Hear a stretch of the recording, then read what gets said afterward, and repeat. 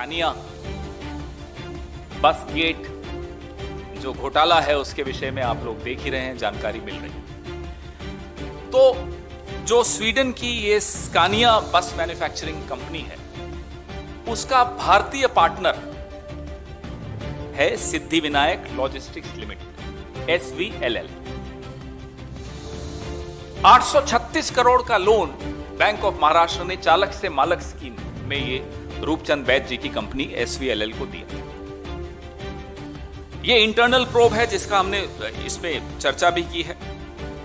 The huge exposure taken by the zonal authorities were without express consent by the head office, violating its own credit policy.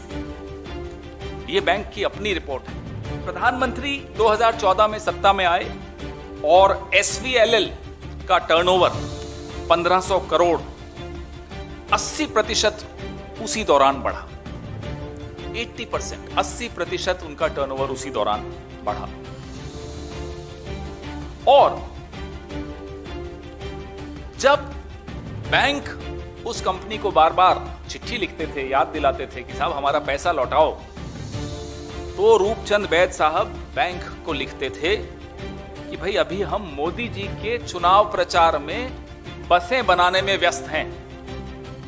ये उनकी language, मेरी नहीं है, रूपचंद बैद पत्रों में लिखते थे।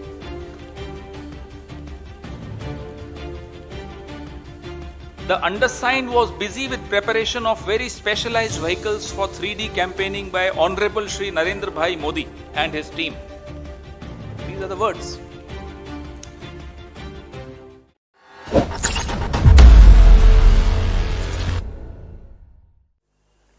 आज एक बहुत महत्वपूर्ण मुद्दे पर आप सबको तकलीफ दी है। देश की स्थिति आपके सामने है।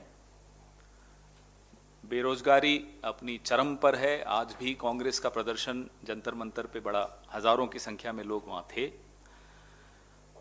पेट्रोल, डीजल, LPG, इस सब पर हम बार बार यहां आकर आप सबका ध्यान आकर्षित करते रहते हैं। किसानों का जो आंदोलन है वो 106-7 दिन हो गए हैं, अभी तक वो बरसात में, गर्मी सर्दी में जूझ रहे हैं। जिस व्यक्ति ने अच्छे दिन का वादा किया, वो जिन लग्जरी बसेस पे 2014 में इस चुनाव, पहली बार ऐसा चुनाव देखा हमने सबने, पूरे देश ने, इसमें लग्जरी बसेस पे एक व्यक्ति जुमले बांटते हुए पूरे देश में घूम रहे थे। 3D के जुमले थे वो। अच्छे दिन उनके लिए आए और उन तमाम उद्योगपतियों के लिए आए जिन्होंने उस वक्त और उसके बाद के चुनावों में भारतीय जनता पार्टी, नरेंद्र मोदी जी के चुनावों में पैसे लगाए और फिर उनसे लाभ लिए। उनके भी अच्छे दिन आए। एक कंपनी है जिसका नाम है Siddhi Vinayak logistics limited SVLL। Ahmedabad, Gujarat की यह कंपनी है, 2002 में बनी थी। यह ट्रांसपोर्ट कंपनी है। सूरत के एक व्यापारी हैं रूपचंद बैद साहब, ये उनकी कंपनी। ऐसी अनेक कंपनियां होती हैं। आप कहेंगे इस पर हम प्रेस वार्ता क्यों कर रहे हैं। कल मेरी एक सहयोगी ने, और आपने मीडिया में, सोशल मीडिया में स्कानिया बस गेट जो घोटाला है उसके विषय में आप लोग देख ही रहे हैं, जानकारी मिल रही है। तो जो स्वीडन की ये स्कानिया बस मैन्युफैक्चरिंग कंपनी है, उसका भारतीय पार्टनर है Siddhi Vinayak logistics limited SVLL। 2014 बड़ा रोचक साल है हिंदुस्तान के इतिहास में। मोदी जी तो सोचते हैं कि पूरे विश्व के और पूरे ब्रह्मांड के इतिहास में 2014 बहुत महत्वपूर्ण साल है, लेकिन चलिए हिंदुस्तान पर ही सीमित रखें। 2014 बड़ा महत्वपूर्ण साल है। मोदी जी अपने 5 स्टार 7 स्टार बस पर सवार थे, वादे कर रहे थे, और इस कंपनी का ग्राफ भी साथ साथ 2014 में बढ़ता जा रहा था। वो बसें जिस पर मोदी जी ने पूरे हिंदुस्तान में कैंपेन किया, 3D इफेक्ट लाए, होलोग्राफिक्स लाए, वो सब बसें सिद्धि विनायक लॉजिस्टिक्स लिमिटेड ने बनाई थी। उसके अंदर बहुत अच्छे टॉयलेट्स बने हुए थे, पैंट्री बनी हुई थी, छोटा सा किचन जिसको कहते हैं, अल्ट्रा लग्जूरियस थी, एलसीडी स्क्रीन्स थी। आपको तो याद होगा, आपने तो बहुत कवर किए चुनाव, और उस चुनाव को कवर करते हुए आप में से कई लोग भी बड़े भौचक्के रह गए थे, किस तरह का 7 सितारा चुनाव था वो। Headphones, mobile, laptop charging points, wifi connections, और 2-3 दिन में पिछले जो स्कैम निकल कर आया उसमें ये बड़ा स्पष्ट है कि कैसे एक भारतीय मंत्री को रिश्वत दी गई भारत में उस स्कैनिया को पैठ बनाने के लिए। प्रधानमंत्री 2014 में सत्ता में आए और SVLL का टर्नओवर 1500 करोड़, 80% उसी दौरान बढ़ा। 80%, 80% उनका टर्नओवर उसी दौरान बढ़ा। और जब बैंक उस कंपनी को बार बार चिट्ठी लिखते थे, याद दिलाते थे कि साहब हमारा पैसा लौटाओ, तो रूपचंद बैद साहब बैंक को लिखते थे कि भाई अभी हम मोदी जी के चुनाव प्रचार में बसें बनाने में व्यस्त हैं। ये उनकी लैंग्वेज, मेरी नहीं है, रूपचंद बैद पत्रों में लिखते थे।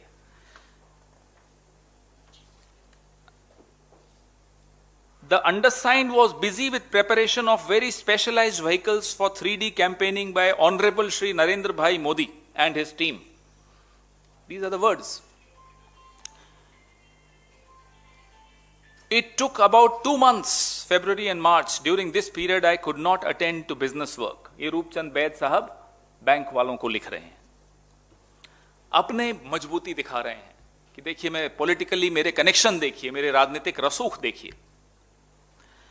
फरवरी 2015 में एक रिपोर्ट आई जिसमें यह मालूम पड़ा कि बैंक ऑफ महाराष्ट्र का जो सबसे बड़ा डिफॉल्टर है, बैंक ऑफ महाराष्ट्र पे भी यहां से हमने प्रेस कॉन्फ्रेंस की है, कई की है, सबसे बड़ा डिफॉल्टर बैंक ऑफ महाराष्ट्र का कौन है?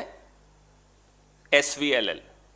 ये जो व्यस्त थे मोदी जी के प्रचार में, जिनका 1400 करोड़ टर्नओवर हो गया, 80% टर्नओवर बढ़ गया, मोदी जी के साथ साथ इनका भी ग्राफ ऊंचा जाने लगा, वह सबसे बड़े डिफॉल्टर थे बैंक ऑफ महाराष्ट्र। और बैंक ऑफ महाराष्ट्र, हम सबको याद रखना चाहिए, एक ग्रामीण लोगों की इन्वेस्टमेंट को रखता है, ग्रामीण बैंक है। छोटे छोटे जो पैसा जमा करते हैं बैंक में, ये उन लोगों का बैंक। लेकिन सबसे बड़ा डिफॉल्टर होने के बावजूद न तो बैंक उसको NPA की श्रेणी में डाल रहा था, न बैंक उसको विलफुल डिफॉल्टर जो एक श्रेणी होती है, न उसमें डाल रहा था। क्यों? क्योंकि रसूख थे, क्योंकि वो चिट्ठी में भी लिख देते थे कि मैं मोदी जी के काम में बिजी हूं, मुझे डिस्टर्ब मत करो। और ये पेंशनर्स का बैंक माना जाता है, जहां लोग अपनी पेंशन की राशि रखते हैं, छोटी छोटी सेविंग्स रखते हैं। SVLL का जो हेडक्वार्टर है वो सूरत में है। इन्होंने 2012 में एक स्कीम शुरू की, चालक से मालक, CSR की स्कीम थी, और उसमें भी बैंक ऑफ महाराष्ट्र से उन्होंने भारी ऋण लिया। और बाद में जब फॉरेंसिक जांच बैंक ने आंतरिक जांच की तो मालूम पड़ा कि इसमें भयंकर घपला किया, मतलब पूरी तरह से घपला घोटाला हुआ था, उस स्कीम में भी घोटाला था। और आप कहेंगे 2012 में तो मोदी जी नहीं थे, तो उनकी इंटरनल रिपोर्ट यह बोलती है कि जो जोनल ऑफिस था बैंक ऑफ महाराष्ट्र का, गुजरात का, वो अपने राजनीतिक रसूख जो स्टेट लीडरशिप के साथ, राज्य सरकार और राज्य के नेतृत्व के साथ दिखा दिखाकर अपना काम करवाता था और काम करता था। जोनल ऑफिस ने केंद्रीय कार्यालय से राय नहीं ली, उनसे अनुमति नहीं ली और ये ऋण दे दिए। यह स्पष्ट उनकी आंतरिक रिपोर्ट में मैं आपको दे रहा हूं। 836 करोड़ का लोन बैंक ऑफ महाराष्ट्र ने चालक से मालक स्कीम में ये रूपचंद बैद जी की कंपनी SVLL को दिया। यह इंटरनल प्रोब है जिसका हमने इसमें चर्चा भी की है। The huge exposure taken by the zonal authorities were without express consent by the head office, violating its own credit policy. यह बैंक की अपनी रिपोर्ट है। तो इससे पहले कि रविशंकर प्रसाद जी नथुने फुलाते हुए फिर से प्रेस कॉन्फ्रेंस कर दे, 2012 में मनमोहन सिंह जी की सरकार थी। मैं पहले ही बता दूं, रविशंकर प्रसाद जी कुछ और काम कर लेना, आज पीसी मत करिएगा। यह स्पष्ट तौर पे था कि राज्य जो जोनल, और जोनल में कौन था हेड? जोनल में हेड एक श्री देशपांडे जी थे, जिनके विषय में हमारे नेता दिग्विजय सिंह जी ने अरुण जेटली जी को उस वक्त पत्र भी लिखा था।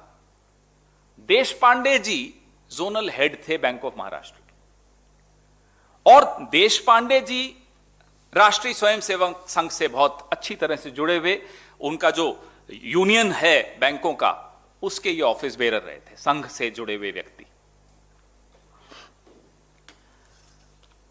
अब कौन प्रोटेक्ट कर रहा था एसवीएलएल को, किसका प्राश्रय था एसवीएलएल को, यह सबके सामने है। वह खुद, हमें तो कुछ ढूंढने की भी जरूरत नहीं है, एसवीएलएल वाले खुद ही बता देते हैं कि भाई हमारे ये लिंक हैं।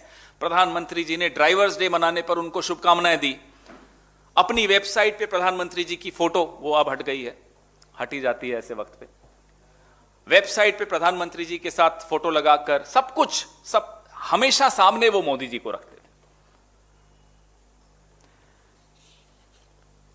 जो पीएन देशपांडे थे, ये general manager resource planning, Digvijay Singh ji के पत्र के बाद, सीबीआई इंक्वायरी के बाद इनको कुछ वक्त के लिए हटा दिया गया, सस्पेंड कर दिया गया, लेकिन फिर से बहाल कर दिया गया। अब इसका उत्तर बैंक के आप वरिष्ठ अधिकारियों से पूछेंगे तो उनके पास भी नहीं है कि उनको बहाल क्यों किया गया, और फिर उनको पेंशन याफ्ता करके जब उनकी रिटायरमेंट की उम्र आई, उनको रिटायर कर दी। देशपांडे जी अब ही is living happily ever after. Modi ji दूसरे टर्म पे आ गए हैं। बैंक ऑफ महाराष्ट्र की जो हालत है वो आपके सामने है, और अच्छे दिन चल रहे हैं, जिनके चल रहे हैं आपके सामने हैं। अब भारतीय मजदूर संघ के इनके रिश्ते पीएन देशपांडे जी के, प्रश्न सबसे बड़ा मोदी जी से बाद वाला जो दूसरा प्रश्न है वो ये है। पहला प्रश्न तो मोदी जी के एसवीएलएल से रिश्ते कहां तक हैं? उन रिश्तों का लाभ है एसवीएलएल को लोन लेते वक्त और लोन न चुकाने के वक्त बचने में कहां कहां हुआ? और जिसने लोन दिया पीएन देशपांडे, उनके संघ से रिश्ते, उन रिश्तों का क्या लाभ मिला? ये एक नेक्सस है जिसमें संघ भी है, जिसमें भारतीय जनता पार्टी भी है, जिसमें प्रधानमंत्री जी खुद सरेआम शामिल दिख रहे हैं। गडकरी जी का तो आपने कल सुना ही। जो भुगत रहा है वो है छोटा इन्वेस्टर, वो है जो अपनी पसीने की, खून पसीने की कमाई, गाढ़ी कमाई बैंकों में रखता है। कई उदाहरण हम आपको यहां बैठकर दे चुके हैं कि कैसे एनपीए हुए, कैसे बैंकों ने बड़े बड़े उद्योगपतियों को लोन दिए, कैसे एनपीए हुए। यहां तो एनपीए की श्रेणी में रखने में भी हाथ कांप रहे थे बैंक के, क्योंकि एसवीएलएल के रिश्ते इतने प्रगाढ़ थे नरेंद्र मोदी जी से। यहां तो विलफुल डिफॉल्टर कहने में भी थर थर कांप रहे थे ये लोग। ये रिश्ते थे उनके। 2012 में जोनल ऑफिस ने अपनी ही हेडक्वार्टर की गाइडलाइंस, क्रेडिट पॉलिसी की, उन सबको नजरअंदाज करते हुए चुपचाप ये लोन दिया। और उस वक्त ये स्कैम नहीं बना था। स्कैम तो बना जब मोदी जी भी साथ साथ चढ़ती कला पे थे और हमारे रूपचंद बैद साहब जी, उनका भी ग्राफ साथ साथ चढ़ रहा था। उसके बाद रीपेमेंट नहीं किया तो उसका कारण यह बताया कि मैं व्यस्त था मोदी जी के कैंपेन में। देखो मोदी जी मुझे सर्टिफिकेट दे रहे हैं, देखो मेरे को प्रशंसा पत्र मिल रहा है। 2012 में यह स्कैम नहीं था। यह स्कैम ही बाद में बना जब सैया भाई कोतवाल। We demand that the Prime Minister of India should come clean on his links with the company which defrauded Bank of Maharashtra, a company which also partnered with Scania, and now we all know what Scania was up to in India. We demand that the Prime Minister of India should come clean on these charges. अगर अगर आपको हमारे videos पसंद आए तो please like करें, subscribe करें और शेयर करें।